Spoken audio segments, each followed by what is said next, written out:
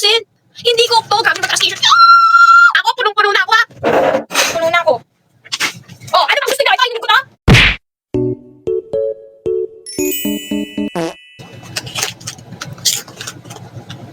Uminom ako! Kaya kayo lang.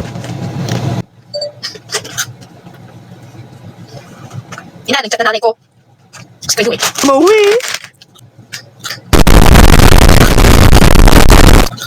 Dahil sa inyo kasi lalo ito, pinagalitan pa ako.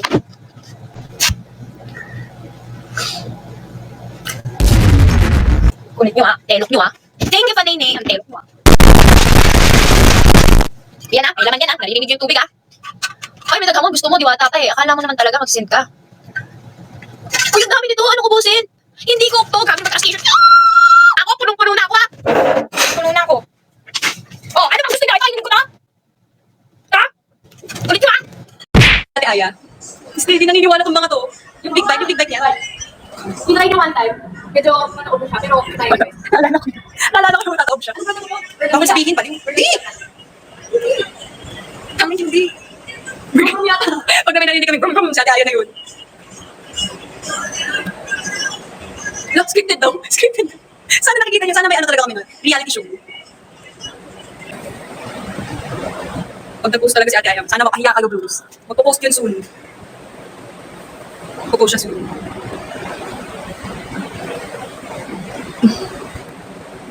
Ito naman naman ako. Saan ka niliwa? Nasa mga luha mo? Uy, baliw ka. Iiyakan mo, Blooms. Nasa mga luha mo, para kang baliw. Para kang baliw. Nasa mga luha mo, sumayo ka dyan. Blooms, lagi kasi kayo nagsusus, paniwalaan nyo sa ako. Nakaka-hurt kayo. Nakaka-hurt yung gano'n na parang walang naniniwala sa kanya. Masaya ba kayo may napapaiyak kayong bata?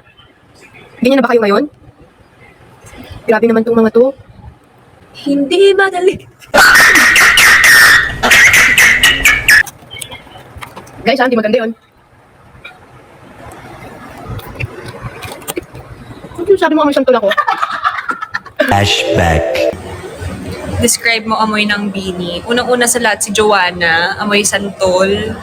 Amoy santol si Jo. End of flashback. Ano sabi mo amoy santol ako? Blooms, girahin nyo to, aawain nyo to. Sino sabi mo amoy santol ako? Siguro crush ko. Hindi kasi ako mahilig mag-crush-crush guys eh. Wala eh, hindi talaga ako nagagaganyan eh. Alam niyo naman, kahit sa mga artista eh, may kulang minsan yung mga crush-crush na yan.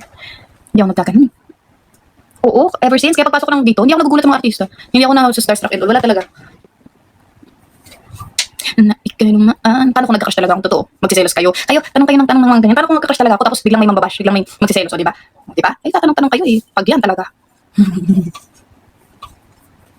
Huwag na kayo magtanong kasi. Hindi ako natutuwa, hindi ako nang titrip sa inyo. Tigilan niyo yung mga kabastusan na message, ha? Kakausapin ko mga parents niyo. Ay, naiinis naman ako eh. Diba? Tanong-tanong kayo tapos pag ano, magsiselos kayo. Ano yun? Kain ko kayo eh. Siya. Ito po yung oversize namin. Ay, kwento ko na sa kanila. Okay. Habang nandito si Cholo, kwento ko na po yung nangyari sa kanya. So, makikita niyo po na oversize siya. Mas malaki pa siya sa braso ko. Parang na siyang katawan ko. Si Chowlong kasi, Christmas. Nung Christmas, nakawala si Chowlong. Tapos, unfortunately, nabangga po siya. Hindi, lalaki po si Chowlong. Hindi po siya buntis. Nabangga po siya, Blooms. Yung paa niya, na nagulungan, diba? Yung paa niya nagulungan.